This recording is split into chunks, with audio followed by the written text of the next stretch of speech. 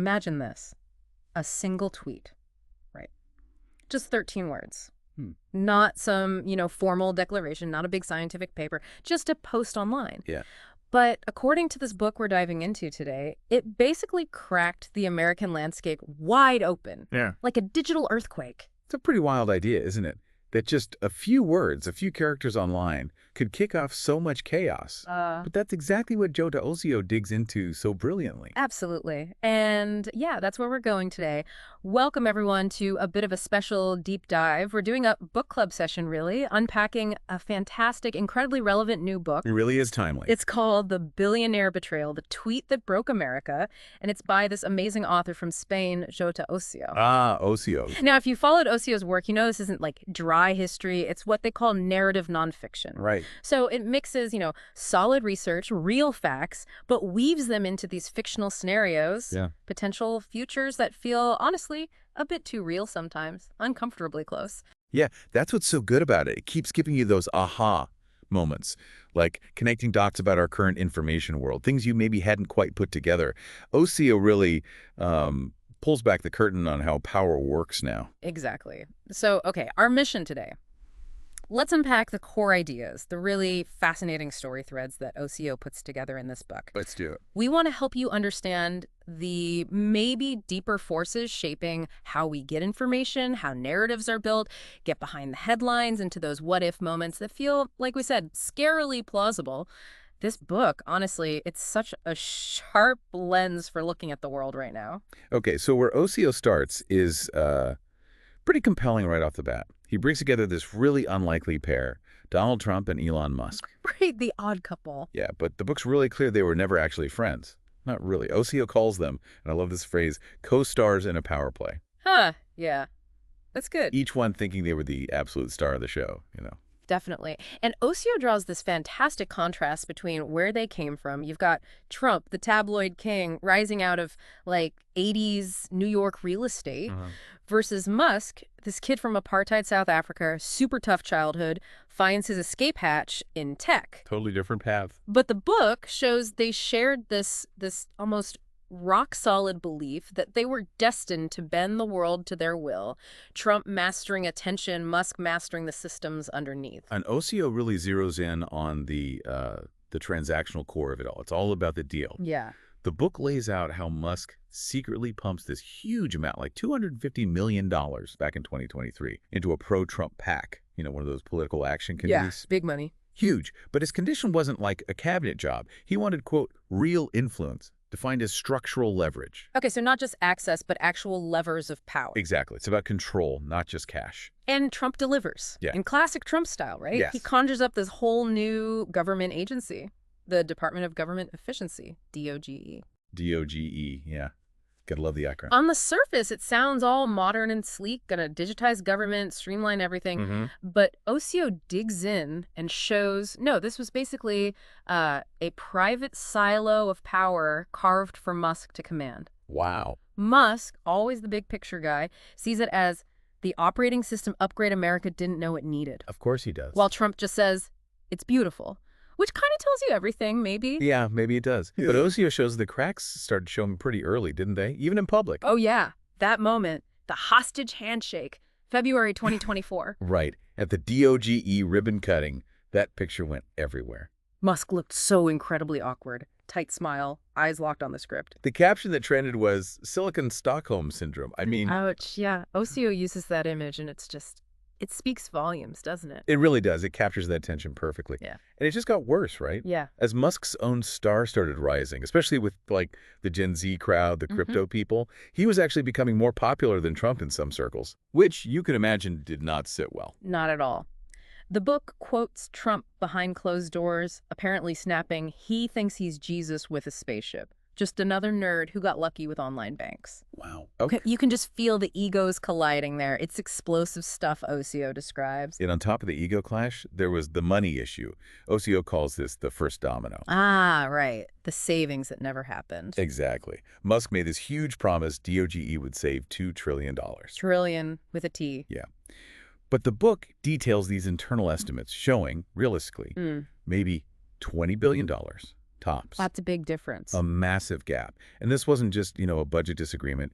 It made Musk feel, according to the book, totally used. A mask. He called it a bait and switch. Okay, so he felt cheated. Completely. And OCO carefully tracks how that quiet internal anger starts bubbling up, leading to leaks, this whole media frenzy, basically setting the stage for the main event. Okay, let's get to that main event.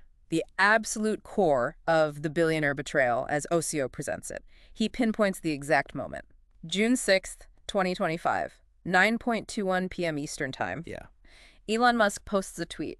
Just 13 words. Release the Epstein files. You know why you can't. Boom. Yep. And OCO is brilliant here on the immediacy of the impact.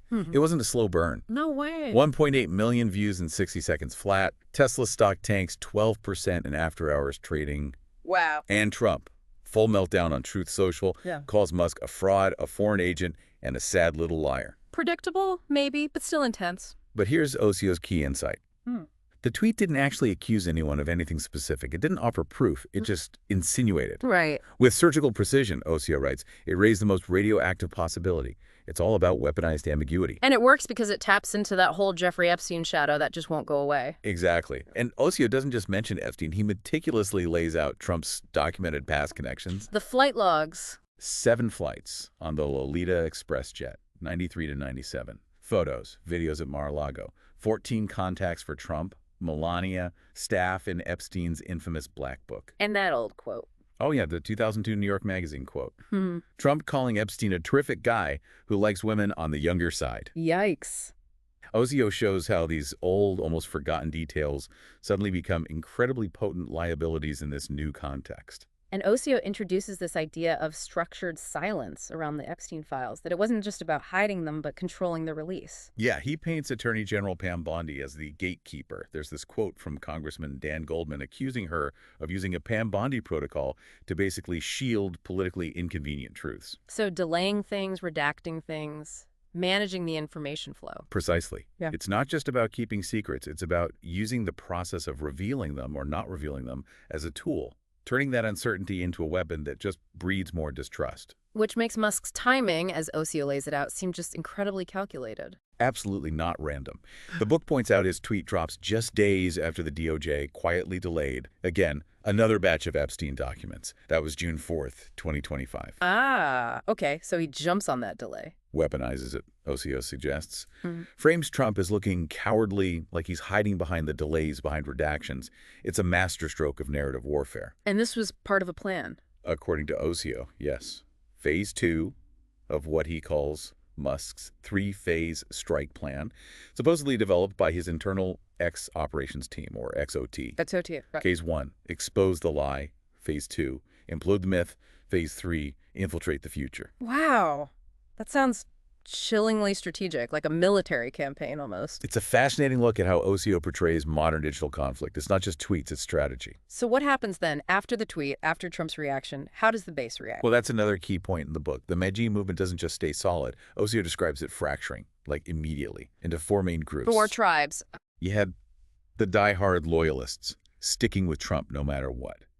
Then the defectors, younger, more into crypto, Gen Z maybe. Yeah. Their motto became unseal or die. Intense. Then the dissenters, maybe evangelicals, people looking for a moral reset, uncomfortable with the whole Epstein connection, and finally, the chaos agents, people who just wanted to see the whole system burn. It sounds like total fragmentation. And OCO shows this visually, almost, in memes, right? Which have been such a potent tool for Trump. Yeah. They start turning against him. You get these images OCO describes, like Musk in a hoodie gazing at stars, the upgrade contracted with unflattering Trump pics. The digital ground shifted under his feet. The battlefield changed. Completely. The narrative flipped almost overnight. So how does Trump fight back against this? I mean, it's coming from inside the house, effectively. Right. Well, the book details his immediate retaliation protocol. And it's not just angry tweets, though there are plenty of those. It's a legal barrage, defamation threats, launching probes, and weaponizing innuendo himself right back at Musk, suggesting maybe Musk wants the files out because he's in them. Turning the accusation back around. Classic. Yes. Classic Trump playbook. And then this move OCO calls the deep state gambit. Trump tries to co-opt Musk's message entirely, goes public saying, let's release the Epstein files, all of them. Whoa. Trying to own the narrative again. Exactly. It's him operating in this completely new, chaotic environment Osio describes. But does Musk actually know anything? Or is it, as Osio suggests, maybe just a bluff? That's the million-dollar question, or maybe the billion-dollar question the book explores. Osio makes a really strong case that Musk just acted like he knew something. The ambiguity again. That was the key. Osio floats three possibilities for what Musk might have had. Some insider metadata, maybe a tip from a whistleblower, or maybe nothing. Pure bluff. But the genius insight, I think, from Osio is that it almost didn't matter what Musk actually had. He calls it soft blackmail, hard leverage. Because Trump's reaction did the work for him. Exactly. Trump's absolutely furious, over-the-top reaction basically confirmed everyone's worst suspicions. His defensiveness created the doubt, more effectively than any concrete evidence could have at that point. That's a masterclass in manipulating perception, as Osio describes it. It really is. And this whole feud, this back and forth, leads to what Osio calls narrative collapse syndrome, NCS. Narrative collapse syndrome. Okay, what's that? He describes it as this kind of cognitive virus, where public trust in everything just craters. Government, media, science, even election results. People stop believing anything. Or they only believe what fits their pre-existing narrative. The Trump-Musk war, with these huge personalities constantly attacking, accusing, becomes the perfect carrier for this virus. Spreading distrust everywhere. Yeah. Osio argues we're not just post-truth anymore, we're post-trust, where just the virality of a claim, how fast it spreads, matters more than whether it's actually true. Belief trumps fact. Virality beats legitimacy. It's like a whole new operating system for society. That sounds deeply unsettling. So what's the end result for America in the book? Osio paints a pretty stark picture.